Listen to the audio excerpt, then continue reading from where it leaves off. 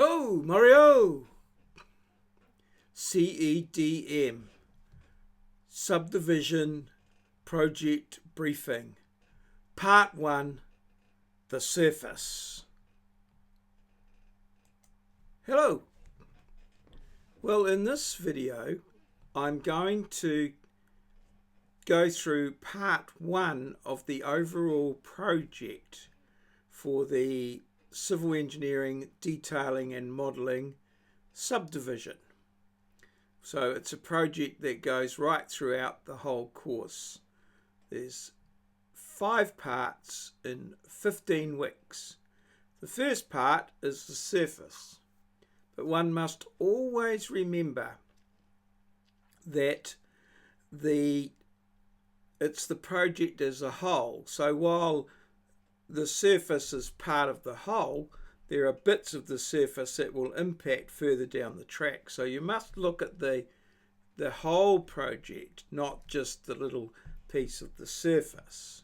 And also that the assessment, the dates are just indicative. So you should be spending a couple of weeks on the surface, but some time put in on extra bits of the surface may save time further down the track. So one has to have a very good overview of everything and what's happening. So anyway, let's make a bit of a start, and let's just increase our familiarity with the Moodle site. So here's the Moodle site here, and we're going to go to Civil Engineering, Detailing and Modelling. Okay, and it's opened at the Assessment tab, which is where we want it to be, but that wouldn't have really mattered. Okay, and here it is, the surface. Here's the video here that we're making at the moment, so we won't click on that because it's not there yet.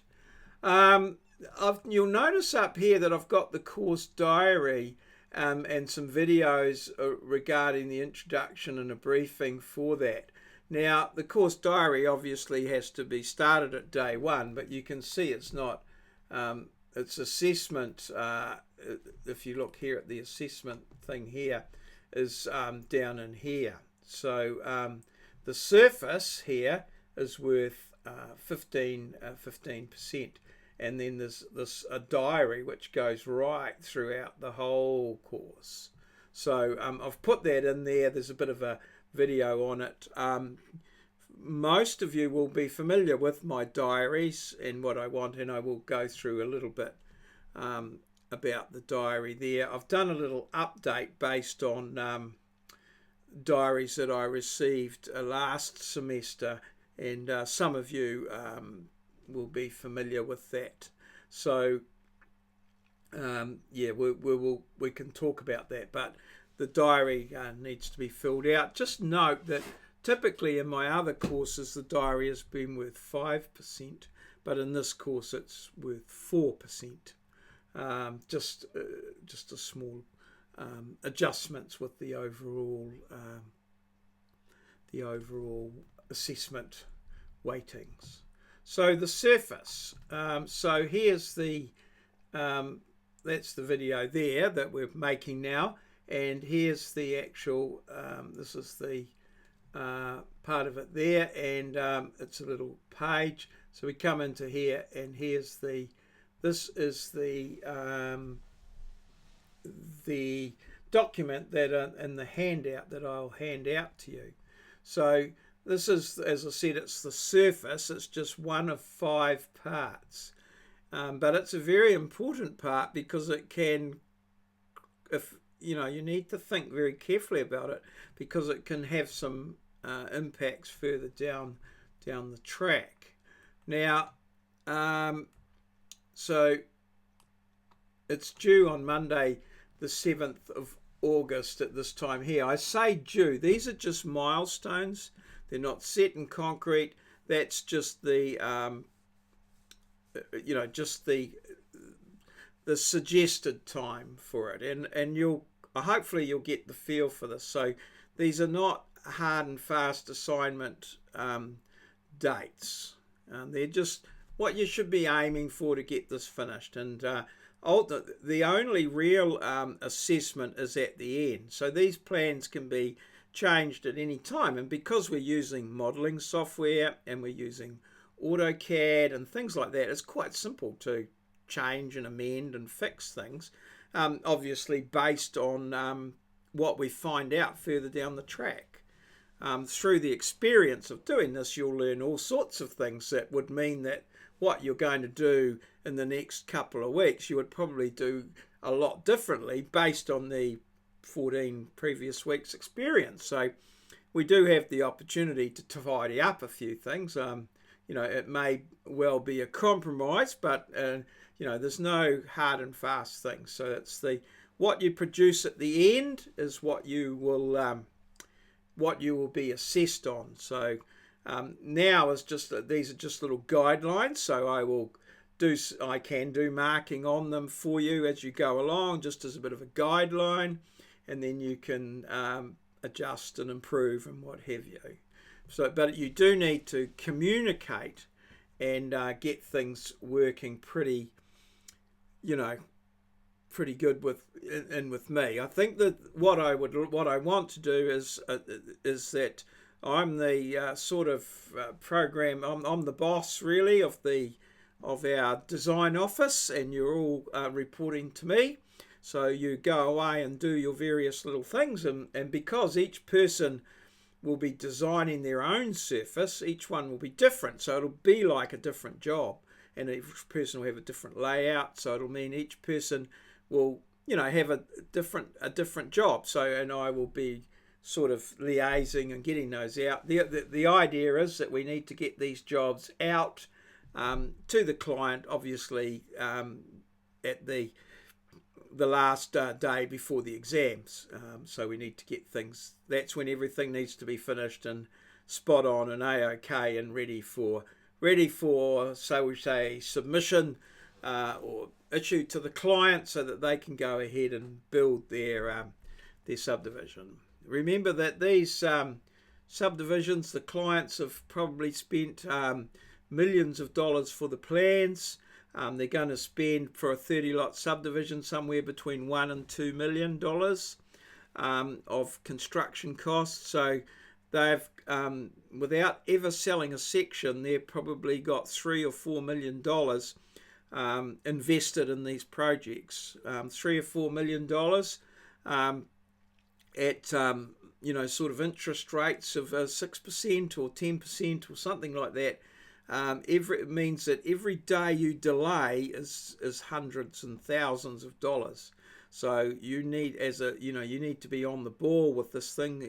Otherwise, you're going to have a very unhappy client, and you might even have a bankrupted client who's unable to pay you if there's too many hold-ups. So it's in everybody's interest that these be done quickly and efficiently without too much mucking around.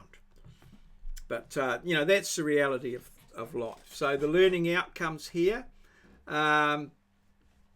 is produce structural drawings in structural concrete, steel and timber, roading and drainage. And these are the emphasis where we're working on roading and drainage. There's little bits of concrete and steel and timber involved in what we do, but essentially roading and drainage is what this particular project is about. It's pretty hard to get a project that would encompass all of those in any great detail with modelling software. So we're going to do this subdivision project, which it'll give you a lot of civil. Even when you build a structural concrete building, it still needs some civil roading work around it. You've got to get into the building. Same with steel building, timber, all of these things. It's very seldom that there's not some roadage or drainage associated with them. They all get wet, they're all out in the weather, and we've all got to access them one way or another. So, this covers a pretty wide range, although it's not as specific in some of these things. Okay, to nationally recognised drafting standards. So you can't just draw something on the, just to your own whim or fancy. We try to follow standards, and so I'm trying to give you some guidelines on what the expectations are there and that sort of thing. Understand the role of computer-based information systems, in particular modelling and visualization in the design and management of projects. Now, modelling, essentially, you build something virtually in the office. You make a model of it, just as you would make a model aeroplane. We make a model subdivision, and then you might see if the model aeroplane flies. Well, the whole process of doing the modelling and drawing the plans is one large calculation, one large model to see if what you're proposing will actually work, whether it's credible, sensible, and whether it can be buildable and fit for purpose. So we'll use software package to explore aspects of civil engineering, to use a software package to explore aspects of a civil engineering project. And I'll talk to you about the software packages more in the briefing, the briefing for the whole course briefing. So this part 1 is worth 15%, and the aim is to understand the concept of surface, and that a well-defined surface is the basis of good design. So if your surface is not well defined, if it's not accurate, your design won't be accurate. So it's very important that you have an accurately defined surface that you can use to base your design on. So following on from your surveying, if your surveying's crap, your design will be crap. So it's very important that you have accurate surveys, safe, fit for purpose, and then you work your design on that. And this is one of the huge things that we need to get, and this is where new technologies, scanning technologies, LiDAR technologies, and sort of things, we have to be very careful that the information we've got is accurate. Otherwise, we'll have water not flowing downhill, ponding, and problems such as that, or capacity problems, or pipes going in the wrong directions, and all sorts of things like that. So we must be very careful. Now, the objective is to create a surface as a base for the design of 20 to 30 lot subdivision, with a minimum of one intersection with an existing road, or one intersection with an existing road, one horizontal curve, one vertical curve, and one cul-de-sac head. So a minimum of one intersection. It doesn't have to actually be with an existing road, and you'll see that a bit later on, but you've got to have one intersection, excuse me, or a connection with an existing road, a horizontal curve, a vertical curve, and a cul-de-sac head. So at all times, the actual brief and the things that we've got here are a little bit, they're not rigid. They can be changed. Just a matter of talking about them and getting them right. So I've just picked that up there now, in reading through this, doing the video, which is closer scrutiny, and I can see there that it can be, it doesn't have to be an intersection with an existing road, like a T intersection, but it can be a continuation of existing road. But you do need to have at least one intersection in the layout in there. So let's move along.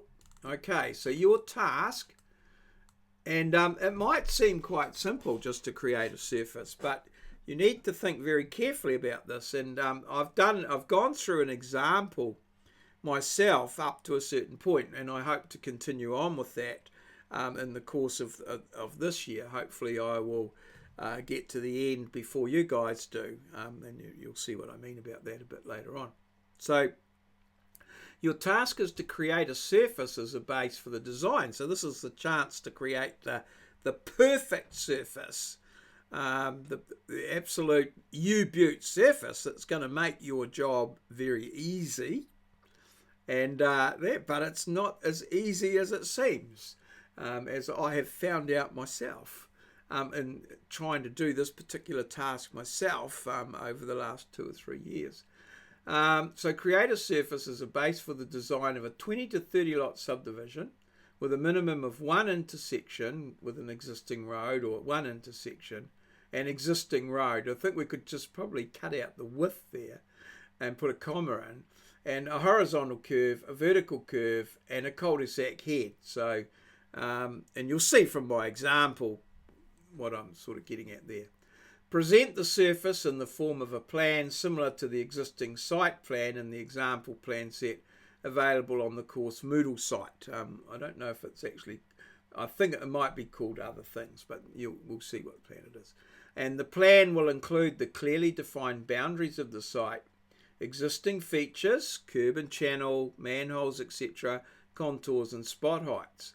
Now, in some cases, the existing features like the manholes and things, you might, because you're making it up, you might want to move them, or you might not specifically have decided where you're going to want to put them, or you might have to put additional ones in because your planning for the surface has not gone quite so well, which is a distinct possibility with the actual one that I did myself. So this is all a learning experience.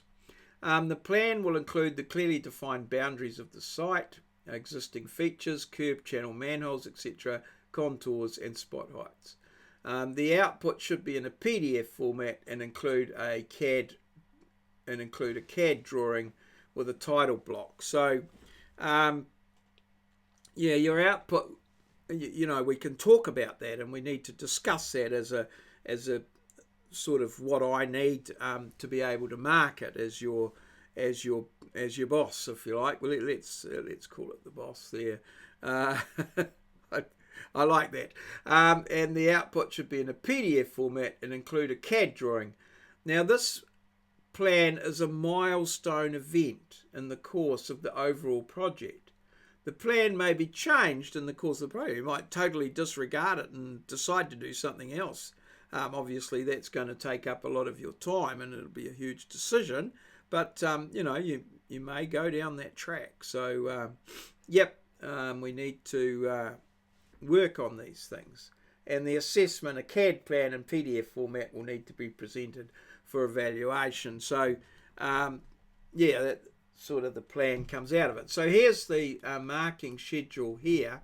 The plan has an appropriate and completed plan form. So this is the first cab off the rank. So you're going to be needing to work out what plan form you're going to use, because it needs to be consistent right throughout your whole project. You don't, you want to use the one plan form or template.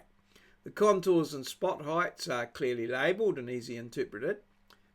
But in saying that about the plan form, obviously we can change plan forms midstream if we so decide and come up with a better one. But it's always better to get it right the first time. Put a little bit of extra thought in now. It'll save you a lot of time at the sharp end of the job. The contours and spot heights are clearly labelled and easily interpreted. And there's 7 marks for that, so huge weighting on that. So that's the emphasis. Existing data is clearly labelled. Scale, plan scale, and sheet size has been chosen.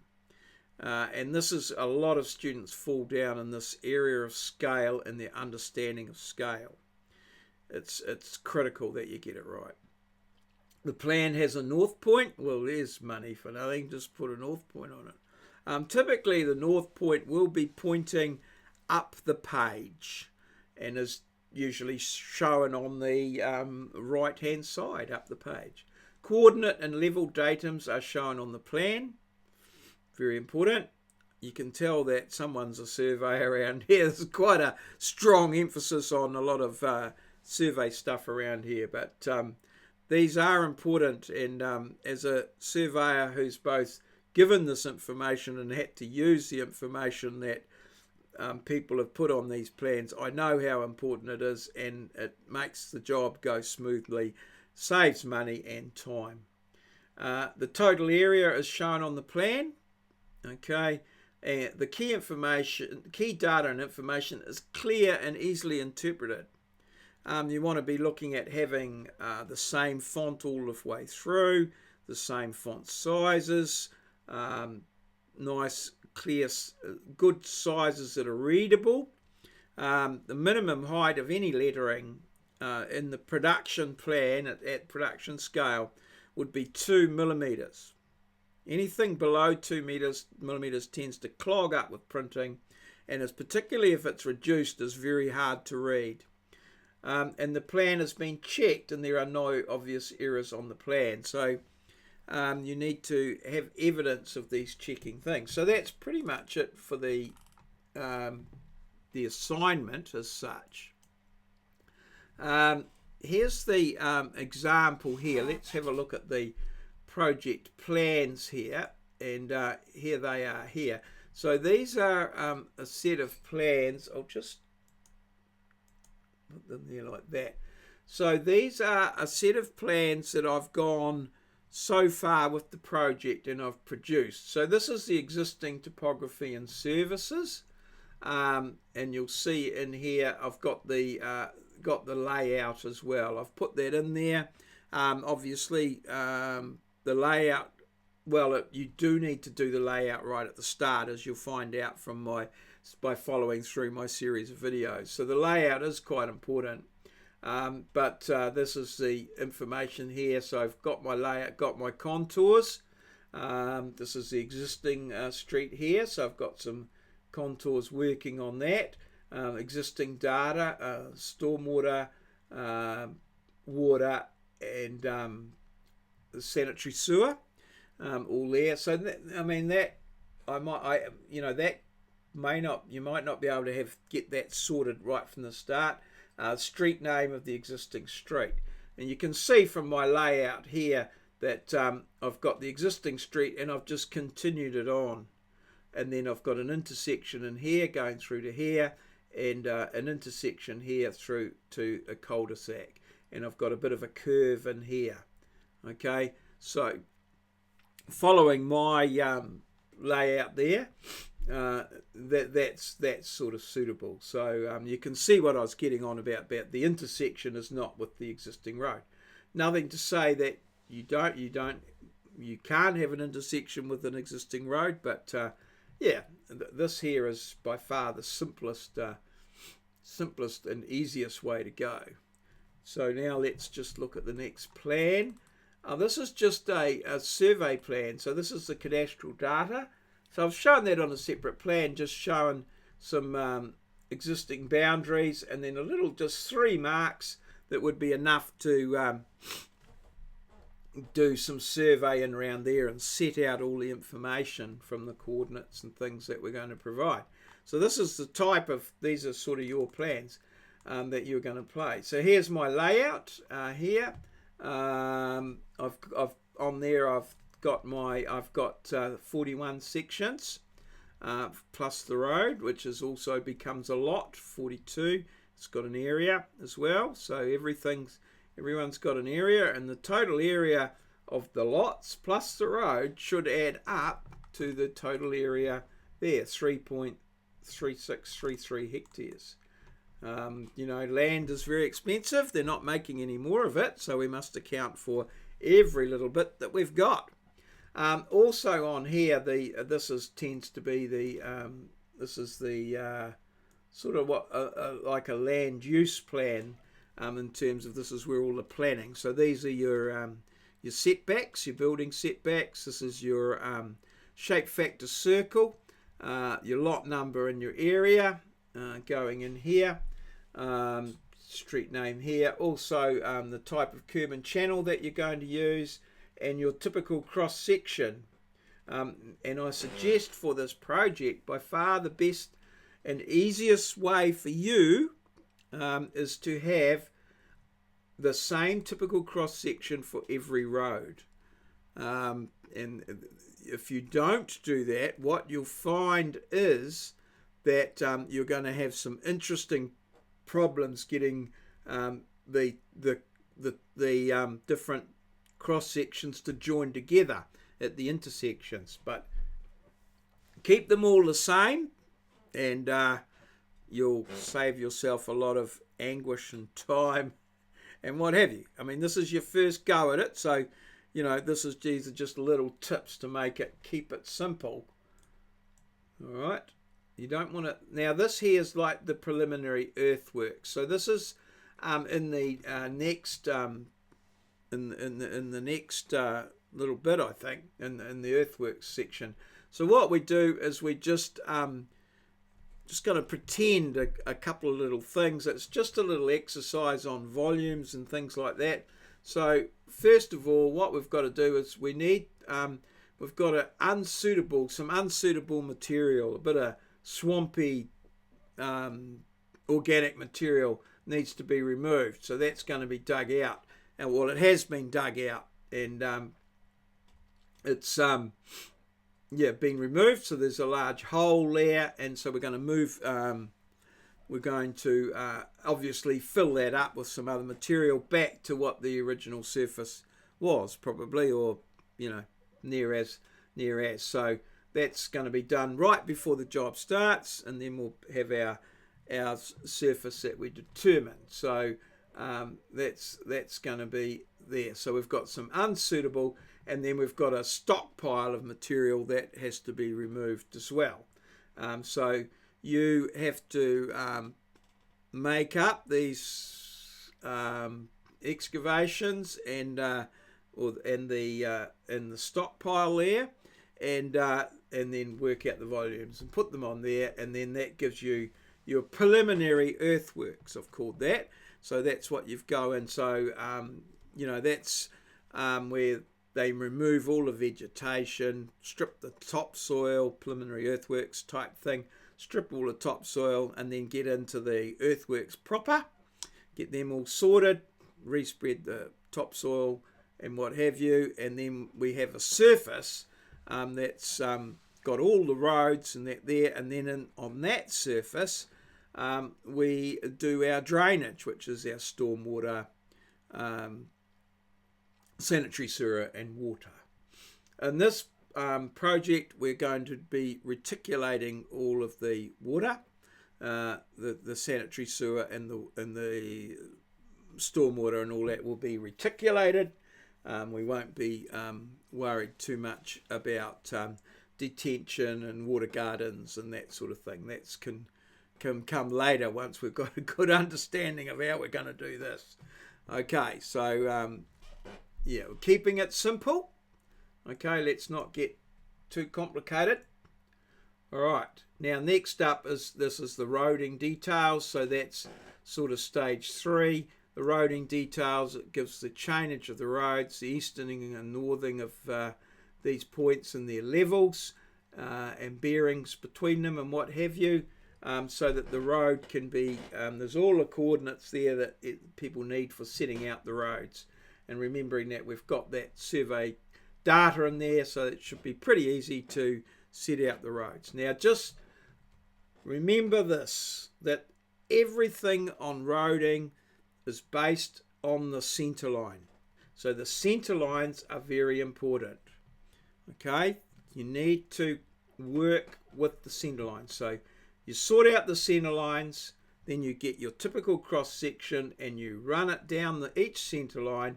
That generates your shape at the boundary, and then you go from there to sort out your other shapes, so that you get your earthworks all sorted. So stick with the centre lines of the roads. Remember, that's a key concept. It's all based on the centre line. So if your centre lines are not how they should be, you're going to have trouble.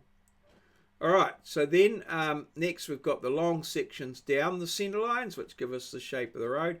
I've only done one. I've got another couple to draw up. So I just did that one as an example.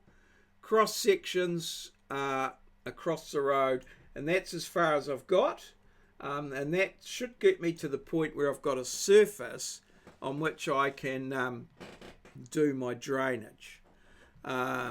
And what have you. So hopefully I'll have that ready for you when we get there. but if not, in the previous years that we've done this assignment, we've always managed to sort something out. Worst case scenario, we can always pretty much do it by hand if we have to, or just check things out. So it's no biggie there. It's all doable. It's all been done in the past, so there's no reason why it won't be done in the future in 15 to 17 weeks time. Okay, so let's go back out of that, and that's all in there. Now I just want to go back here, and I just want to show you the overall marking schedule is down here. Oh, now this is the 2016 assignments are here. As I prepare them for you and do the briefings, they will move up into here in the 2017 assignments. So quickly, you can see in the 2017 assignments the surface, earthworks, roading, drainage, and then tidying up and reporting. The percentages there. I've said the due date. As I said, they're just milestones as to when. I think, that's the track that we want to follow, and we will be doing a certain amount of project management, and that's another thing that I'll be working on in the course of this project, is the project management and keeping track of your progress in terms of project management issues. So we're going to that's something I'm introducing this year, the project management thing there. So I need to work with you on that. Just to keep that, so it's in the diary there, but ultimately I will include it in here as managing your way through the project, because it is a project, and you need to manage your time. So the other thing I wanted to look at here was the overall marking schedule, which is here, and it's just an Excel spreadsheet. We'll just get it up and running. Here it is here. So this is the 2016 one. So you'll see here, project part 1, the surface, and there's all the marks and criteria for there. And so I can fill in here a mark out of 10, 8. Enable editing there. So I might fill in, if I fill in your name down here, rename, so that could be Stu Ideal. Okay, and his name appears up there, and then I can put in the score here for each thing. So completed. Yeah, that's all good. 10 marks. All right. The contours and spot heights. Well, could be a couple of things here. I'll give him a 5. No, I'll give him a 7 there. It's a bit ropey in places. Existing data is clearly labelled. Yeah, not as late as I'd like. Suitable scale. Yep, no, scaling's all good. Talk to me about that. Got that sorted. The North Point. Yep, there's North Point on there. There's money for nothing. Coordinate and level datums are shown on the plan. Yep, and they're correct. Although there's a couple of little adjustments to his level datum that I probably would suggest. So we'll tidy that up, and that'll go from an 8 to a 10. Total area is shown on the plan. Awesome. The key data and information is clear and easily interpreted. There's a few little spots that possibly need some work. So we're getting an 8 out of 10 there. And the plan has been checked and there are no obvious errors. There's no evidence of him checking, so he needs to maybe have an old copy of the plans where he's printed it out and done some checking. So it's generally pretty good, but not so much evidence. 5 there. So there we are. We've got 11.8 out of 15. Now that's 11.8. That's total marks. So that's 11.8. So, he's only got another 48.2 to get over, 38.2 to get over 50. So as you can see, you know, as long as you do everything and address all of the things there, you're probably gonna do pretty well. But one of the things with this whole assignment, or one of the things that I want you to realize, is that this particular assignment, oops, I've just discovered a bit of moisture under my keyboard. This particular assignment or project is something that you should be able to be very proud of, and you should be able to, you know, have it as something that you could, if you were going for a job interview, that you could take along with you, feel very proud. It'd be a professional product that you could show to your prospective employer, and they would be impressed with it. So that's the idea. So, you know, a 50%, you know, just get over the line with this will certainly not serve that purpose, won't do you any favours. If you were to take it along to a job at a 50%er and show that to an employer, it could well lose you the opportunity rather than gain it. So this is an opportunity for you to really, you know, to really put the effort in and come up with a good product that then you can shop around the place to get the best possible employment opportunities for you, especially in situations where you're competing with others. If you've got a you know, a pretty slick product there that indicates that you've got some great skills in this area, that's going to be extremely beneficial to you. So yeah, so that's, and then you can see that that's going to work all the way through. And if you come right down here to the bottom, so far you can see that you've got 11.8 out of 100, or 11.8%. All right, so, and we can go back at a later time. As I said, we can come back up here and say, well, yeah, we've got that level datum program sorted out. So this can be done at any time. The spot heights and contours a little bit better, but you know, still a couple of things there that need sorting. Existing label, yeah, okay. So you can get the idea here. And the spreadsheets there, you can get a copy of it yourself and predict your own marks, and perhaps, you know, if we disagree, oh yeah, you gave some evidence of that, and it was pretty good actually. It wasn't a bad sort of system in place. All right, and so then you can see that you're getting up there, and then your marks improving. So you should be able to keep a pretty good record of where you're at. You could, you know, you could come and see me about any one of these little things and say, you know, what's going on there, and we can maybe talk about it and see what sort of potential score you've got. And hopefully, I'm hoping that you know, every one of these. I know it's a lot of work, so you've got to put a lot of work in, but you should be aiming for 90 plus, and that would give you a reasonable product that you know, most employers would release to their clients. So this briefing is you know, taken a while, but it's only part one, but it's the start of the whole thing, and there'll be more to come, more of this to sort of go through with the introduction to the course briefing as well. So I think I'll leave it there. If you've got any questions, you know my email, you can see me in class.